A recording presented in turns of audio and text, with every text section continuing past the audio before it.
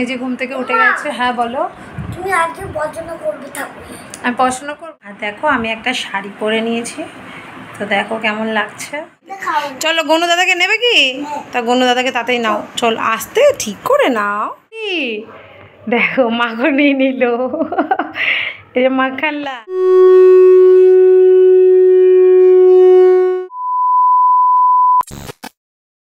Good evening friends, welcome back to my channel. আশা করছি সকলেই খুব ভালো আছো আর আমরাও খুব ভালো আছি। তো চলো আজকে নতুন ব্লগ শুরু করছি, আর আজকে ব্লগ শুরু করছি সন্ধেবেলা থেকে।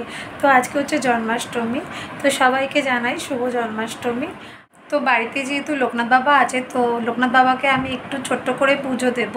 তো যতটুকু পারবো, যতটুকু মানে আমার সম্ভব হয়। হ্যাঁ, আর একজন নিজে ঘুম থেকে উঠে গেছে। হ্যাঁ বলো। তুমি আজকে পড়াশোনা করবে ঠাকুর?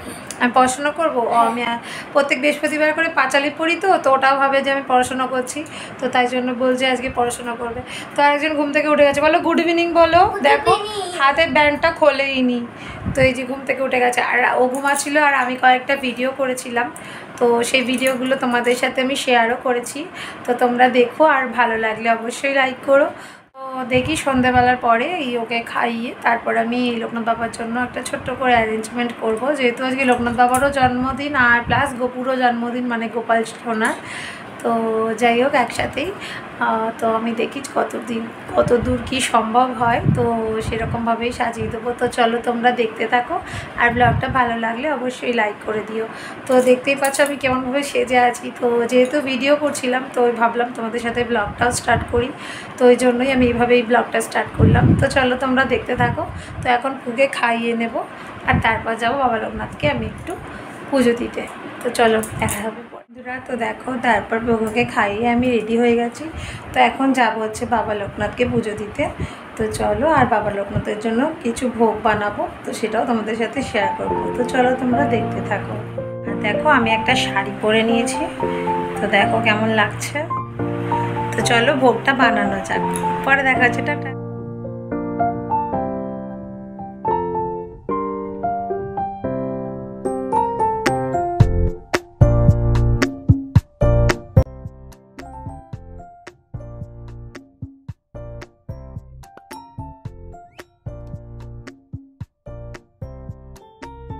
তো দেখো এখানে পায়েস বানানো হয়ে গেছে, আর এই যে লুচি বানাচ্ছি। তো এখানে একটা পড়েও গেছে। তো এই যে আমার কিছুটা লুচি হয়েছে, আর এই যে লুচি বেলছি, আর এখানে এই যে তেল গরম হচ্ছে। তো চলো তোমাদেরকে আমি বাবা লোকনাথকে একটু দেখাই। তো দেখো এখানে কিছু ফুল মিষ্টি এনেছে, আর এই যে বাবা লোকনাথের একটা জামাও এনেছে। তো চলো, আর এই যে আমাদের বাবা লোকনাথ। তো দেখো পায়েসটা আমি এখানে রেখেছি, তো আর যা যা বানাবো সেগুলো রেডি করে আনি। তো এই যে আমাদের ঠাকুর ঘর।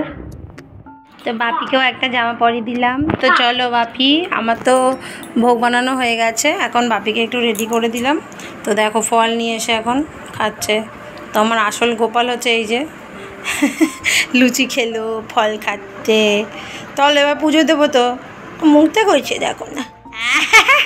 ঘরে তো কে করে না, আমি খাবো না, আমি পুজো দেবো না। না আমি এখন খাবো না, চলো পুজো দিই। আচ্ছা চলো তুমি বাইরে গিয়ে ফেলে দাও। চলো গনু দাদাকে নেবে কি? তা গনু দাদাকে তাতেই নাও, চল আসতে ঠিক করে নাও। গনু দাদা এখন ঠাকুর ঘরে যাচ্ছে, তাই তো? এই দেখো আমি এখানে লুচি সুজি পায়েস বানিয়েছি, আর একটু ফলও ওর বাবা বানিয়ে দিয়েছে। তো চলো এখন ঠাকুর পুজোটা করে নিই। তো চলো এখন পুজোয় বসবো। তো মোটামুটি আমি রেডি করে নিয়েছি, এবার শুধু ঠাকুরকে জামাটা পরাবো আর একটু ভোগ নিবেদন করবো, ব্যাস। চলো সব ভুলেই যাও, নাড়ু আনতে ভুলে যাও।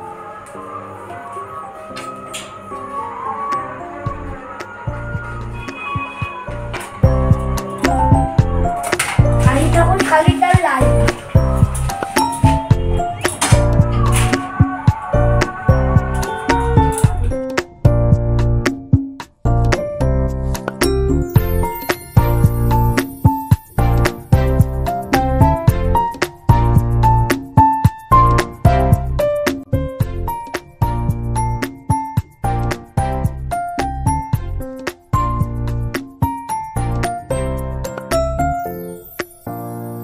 লোকনাথ বাবাকে জামাটা পরিয়েছি, কেমন লাগছে অবশ্যই জানিও তোমরা।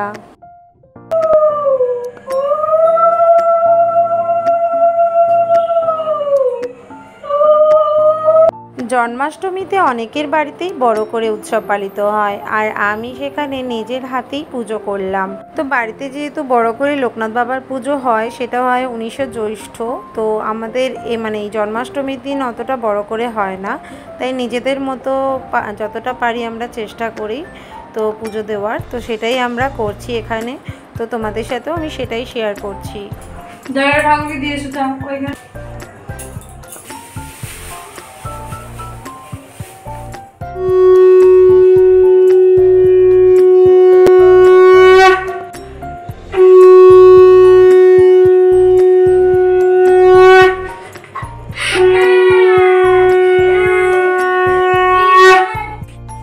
তো আমার পুজো হয়ে গেছে, আর এই দেখো পুকুর কাজ। পুকু কি নিলি?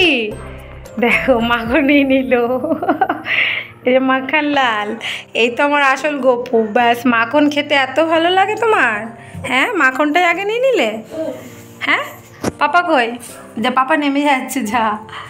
দেখো লোকনাথ বাবার জামা কেমন লাগছে জানিও আমার লোকনাথ বাবাকে।